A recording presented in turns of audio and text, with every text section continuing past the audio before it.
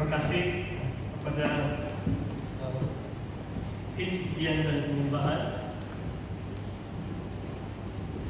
Shalom.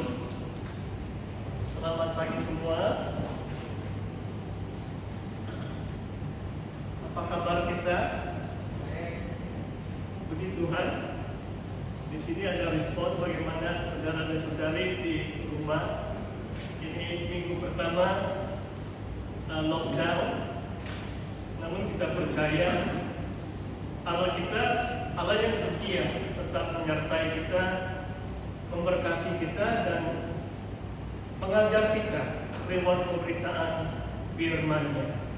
Saudara, saya mengajak kita buka dalam firman Tuhan dalam suratan Efesus bab yang kelima. Saya meneruskan siri khotbah dalam suratan Efesus. Kita sudah sampai bab yang kelima ayat 15. Saya baca 6 ayat sampai ayat yang ke-20. Dalam tajuk atau tema besar kita, mengasihi Tuhan dengan segenap hati, dengan segenap jiwa, dengan segenap akal budi dan segenap kekuatan kita. Dan saya mau beri satu tema hari ini. Saya mau bahas dua perkara secara khusus, yaitu kasih Allah dan Roh Kudus. Kita akan belajar tentang kasih Allah dan Roh Kudus.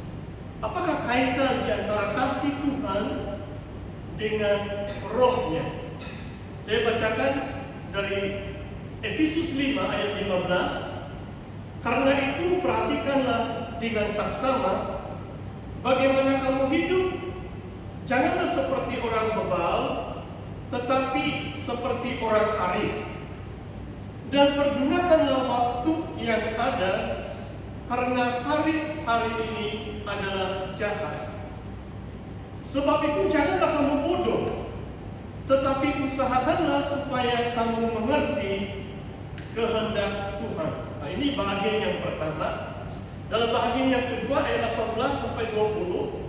Dan janganlah kamu mabuk oleh anggur, karena anggur menimbulkan hawa nafsu.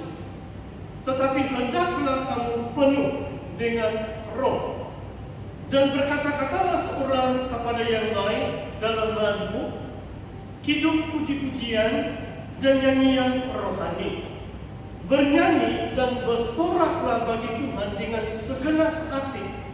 Ucaplah syukur senantiasa atas segala sesuatu dalam nama Tuhan kita Yesus Kristus kepada Allah dan Bapa kita. Demikian pembacaan teks firman Tuhan untuk perkongsian firman Tuhan hari ini. Saudara, kita lihat bahagian yang pertama dari ayat 15 dan 17. Saya percaya 3 ayat ini amat relevan untuk masa ini, untuk saudara dan saya yang hidup dalam keadaan pandemik. Mau tidak mau hari ini kita merasakan kesannya atau impaknya. Ini merupakan PKP bersih yang keempat. Ini kali keempat gereja tidak bebas untuk berbakti seperti pre-pandemic atau zaman sebelum pandemik COVID-19. Dan ayat ini mengatakan, perhatikan dengan saksama bagaimana kamu hidup. Janganlah seperti orang bebal, tetapi seperti orang arif. Dan pergunakan waktu yang ada, karena hari ini adalah jahat. The days are evil. Hari-hari ini amat mencabar, saudara. Bukan karena ada satu tulah yang sedang melanda dunia ini, a plague, satu jenis wabak penyakit. Sampai hari ini setiap hari 7.000 orang di Malaysia dijangkiti dengan virus ini yang boleh mengakibatkan maut. Hari-hari ini adalah hari yang jahat. Bukan hanya karena cabaran hidup dalam keadaan pandemik, tetapi banyak hal-hal yang lain dan yang juga menekan kehidupan kita. Dalam 2 Timotius bab yang ketiga mengatakan, pada akhir zaman akan tibanya waktu atau masa-masa yang sukar. Orang bukan bertambah baik, tetapi perangai manusia bertambah jahat. Orang semakin congkak, orang semakin garang, orang tidak tahu berterima kasih, berlagak tahu, dan tidak berterima kasih atau mentaati orang tua mereka. Itu di antara sifat-sifat perangai atau kelakuan manusia pada akhir zaman menurut 2 Timotius bab yang ketiga. Ini merupakan hari-hari yang jahat. Kita harus hidup secara bijaksana. Apakah maksudnya mempergunakan waktu yang ada? Kalau dalam bahasa Yunani ya, saya pakai bahasa Inggris. Di sini disebut redeeming your time. Seolah-olah waktu itu dapat direbut, waktu itu dapat dibeli. Redeem your time. Oh saudara, ini luar biasa. Kalau kita pikir tentang waktu, time, dalam masa 1 jam, 10:30. Maksudnya jam 9 pagi sudah berlalu. Setiap jam begitu cepat berlalu. Setiap hari begitu cepat berlalu. Pemazmur mengatakan kita harus menghitung hari-hari. Seolah-olah jangan lepaskan peluang yang Tuhan berikan pada hari ini, pada jam ini, untuk menebus waktu yang ada, untuk mempergunakan waktu yang ada. Pekerja selama masih siang, karena akan datangnya waktu malam, bahwa tidak ada orang dapat bekerja. Oh saudara, kalau saya boleh bicara tentang keadaan-keadaan semakin jahat, jangan kita terlalu taksub dengan teknologi, saudara. Saya memang biasa kalau ini ada app, scan QR code, memang kita sudah biasa. Coba perhatikan setiap tempat, kalau masuk kedai dan sebagainya kan, bukan saja hanya scan itu QR code, tetapi kamu tunduk lagi, mau cek suhu, tunduk. Di dahi, saudara tahu atau tidak, dalam Wahyu 13 mengatakan, pada akhir zaman Antikristus akan meletakkan satu tanda 666 di dahi setiap manusia. Satu tanda, satu nombor 666 di dahi manusia ataupun sebelah kanan tangan manusia. Saya rasa inilah cara dunia, cara iblis. Macam dia mula sudah menyeret manusia pelan-pelan. Kita sudah begitu biasa dengan keadaan.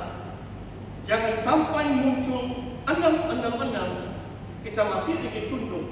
Kita masih lagi tunduk.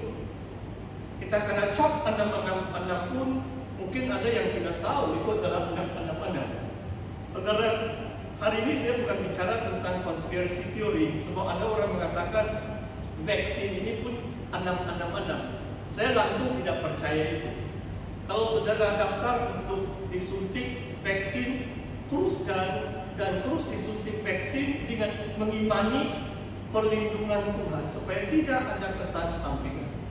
Kalau mau wabah penyakit ini cepat berlalu, rakyat Malaysia harus disuntik. Dengan seberapa segera dengan vaksin, perhatikan negara Israel dan Amerika Syarikat.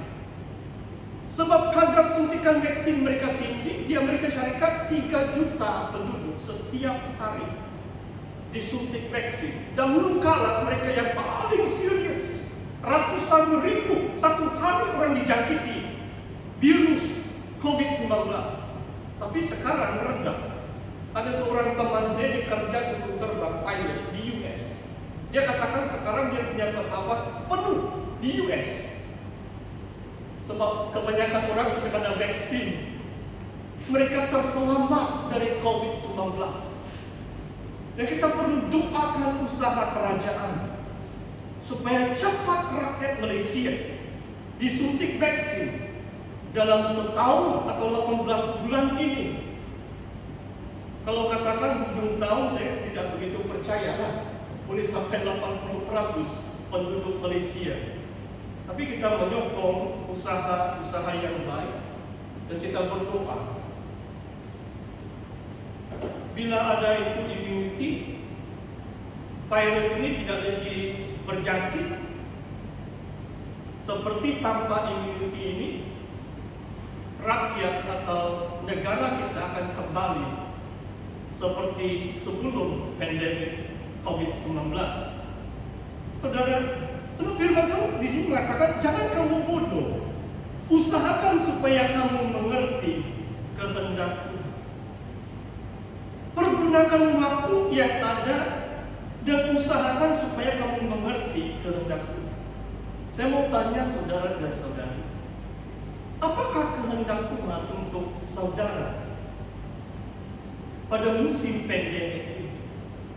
Apa yang saudara boleh lakukan mentaati rencana Tuhan? Saudara, kadang-kadang mungkin kita lupa, jarang sudah saya dengar orang berani menginjili, beritakan Injil. Beberapa kali pastor mendorong, menjemput pun kebanyakan orang segan. Tapi saya pujilah ini jemaat saya pindah Permai, sebab sebelum lockdown ini setiap minggu macam melebihi 100 orang yang datang. Maksudnya pasti di antara jemaah yang menjemput orang kawan-kawan baru datang. Apakah kehendak Tuhan? Bukankah supaya kabar baik tentang Yesus disampaikan kepada seramai mungkin orang supaya mereka mengenal kebenaran itu dan diselamatkan? Inilah rencana Tuhan untuk kita pada hari-hari yang jahat. Jangan tunggu Antikristus muncul, sebab waktu itu disebut waktu gelap atau malam, di mana tidak ada orang dapat bekerja. Usahakan untuk mengerti kehendak Tuhan. Sekurang-kurangnya untuk menjemput teman-teman kita datang di gereja supaya mereka mendengar Injil, mendengar kebenaran firman Tuhan. Pergunakan waktu yang ada, saudara. Saya memang minat dengan pendidikan, dan mungkin 6 bulan yang lalu saya baca, sebab pandemik kita mau 1,5 tahun sudah ini. Tapi ujung tahun yang lalu saya baca satu rencana. Dia katakan Malaysia is facing a crisis. We may have a lost generation. Malaysia mungkin menghadapi krisis dan ada satu generasi yang terhilang. Kenapa? Sebab tidak ramai pelajar Malaysia dapat mengikuti pembelajaran mereka secara online. Secara online bukan kaedah yang paling efektif. Apalagi tiba-tiba pandemik, mungkin tahun ini orang sudah terbiasa. Tahun yang lalu kebanyakan guru-guru pun mungkin belum terbiasa dengan mengajar pelajaran secara online. Dan ada satu rencana mengatakan di Sabah 52% pelajar negeri Sabah tidak memiliki smartphone atau tablet. Ada pelajaran online pun apa gunanya? Tidak mampu membeli tablet atau alat untuk masuk dalam alam maya dan mengikuti pelajaran. Saudara, jangan-jangan jemaah kita juga rasa macam kehilangan hala tuju.